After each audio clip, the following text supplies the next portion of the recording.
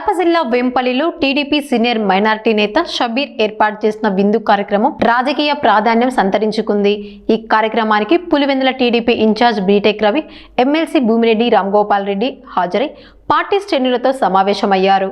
DSC నియామకాలను ప్రభుత్వం పారదర్శకంగా నిర్వహిస్తోందని, దీనిపై వైఎస్ జగన్ చేస్తున్న ఆరోపణలు నిరాధారమని పేర్కొన్నారు. అర్హులైన అభ్యర్థులకు న్యాయం చేయడమే కూటమి ప్రభుత్వ లక్ష్యమని స్పష్టం చేశారు.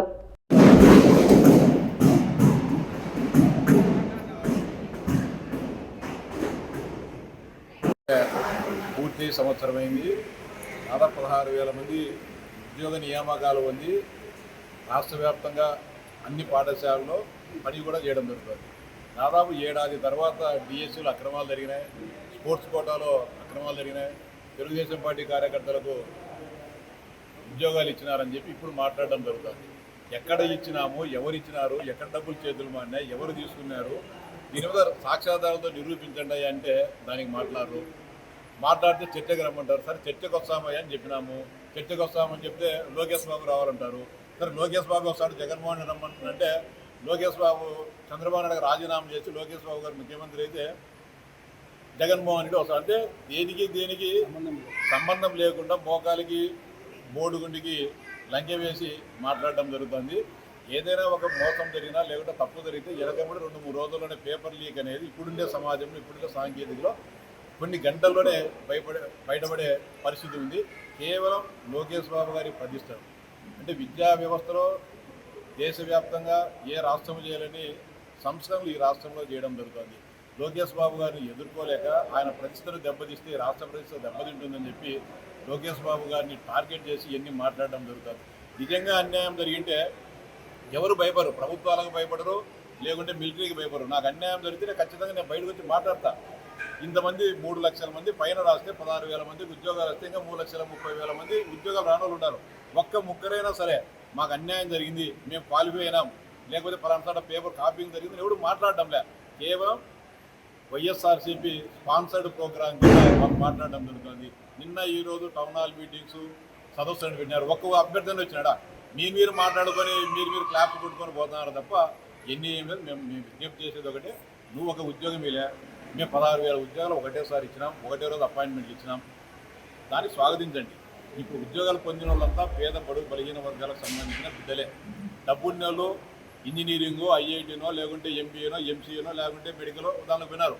మధ్యతరగతి బిలో పావర్టీ లైన్లో ఉండే విద్యార్థులు డిగ్రీ పాస్ అయ్యి, బీఈడీ పాస్ అయ్యి ఏళ్ల తరబడి చదువుకొని వాళ్ళు అన్నం తినక ఆర్థికంగా ఇబ్బందులు కూడా ఈరోజు ఉద్యోగాలు పొందడం జరిగింది.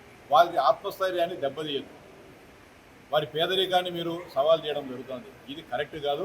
దీనిపైన రాష్ట్రంలో ఉండే ప్రజలందరూ కూడా గమనించాలా. అంటే భవిష్యత్తులో వచ్చే జాబ్ క్యాలెండర్లను కూడా ఏదో విధంగా అడ్డుకోవాలనే ఒక దురుద్దేశంతో వాళ్ళు మాట్లాడడం జరుగుతుంది. ఇప్పుడే గ్రూప్ 1, గ్రూప్ 2 ఇవన్నీ కూడా ఈ నెలలో నోటిఫికేషన్లు కూడా రావడం జరుగుతుంది.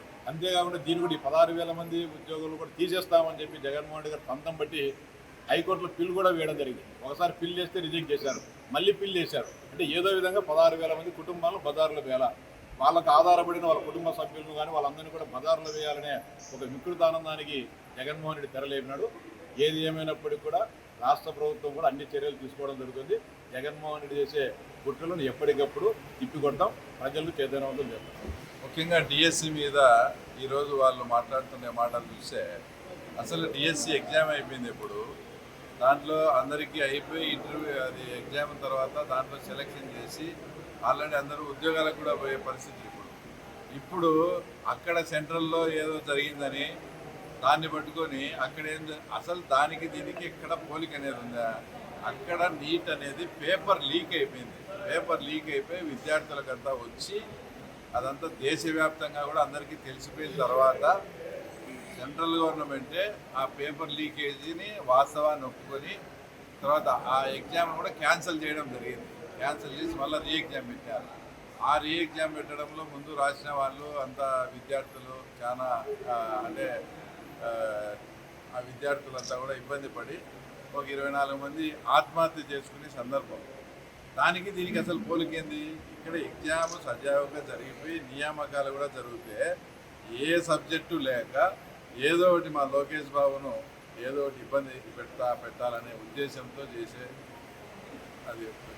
చర్య తప్ప దీంట్లో వాస్తవాలు కానీ ఇప్పుడు అక్కడ నీకు దేశవ్యాప్తంగా ఉద్యమం జరిగింది, ధర్మేంద్ర ప్రధాన్ రాజీనామా కావని ఇంకోటి కానీ, దాంట్లో అది వాస్తవంగా దాంట్లో తప్పు జరిగింది కాబట్టి నీకు భారతదేశ వ్యాప్తంగా జెన్జీ కానీ వాళ్ళు కానీ ఉద్యమం చేసి దాన్ని తారాస్థాయికి తీసుకెళ్ళి దాంట్లో సక్సెస్ కాగలిగినారు.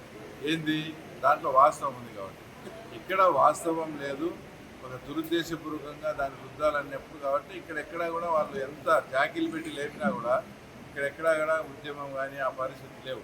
అయినా కూడా మా వాళ్ళు కూడా ఈ దుష్ప్రచారాన్ని తిప్పికొట్టాలనే ఉద్దేశంతో కర్నూలులో 8వ తేదీ ఎవరైతే ఈరోజు కొత్తగా జాయిన్ అయిన టీచర్లంతా కలిసి ఒక ర్యాలీగా ఒకరోజు కర్నూలులో, ఒకరోజు అనంతపురంలో ఇట్లా ర్యాలీగా కూడా కొత్త నియామకాలు అయిన వాళ్ళు వాళ్ళకు మద్దతుగా మా పాత టీచర్లు కూడా ఈరోజు జాయిన్ అయ్యే పరిస్థితులు ఉన్నాయి. కాబట్టి వాళ్ళు అనుకునేట్లు వాళ్ళు ఏదో దాంతో అది పోల్చి దాన్ని లబ్ధి పొంది ఏదో పబ్బం గడుపుకోవాలని చూస్తున్నారు. లోకేష్ బాబు గారిని ఏదో ఒకటి అనాలని, అదేమీ ఉత్పన్నం కాదు. నిజంగా ఏదైనా సబ్జెక్ట్ ఉంటే రాండి కాబట్టి చర్చిస్తారు ఇంకోటి, కానీ ఏది లేకుండా వారికి బురద చల్లే ప్రయత్నం చేస్తే ఇప్పుడు అందరూ ఇంకా ఈ జెన్జీ బ్యాచ్ ఇదంతా చూసి కూడా ఇంకా ఇట్లా చర్యలు చేస్తారంటే వాళ్ళని ఏమన్నారో మాకు అర్థం కాదు.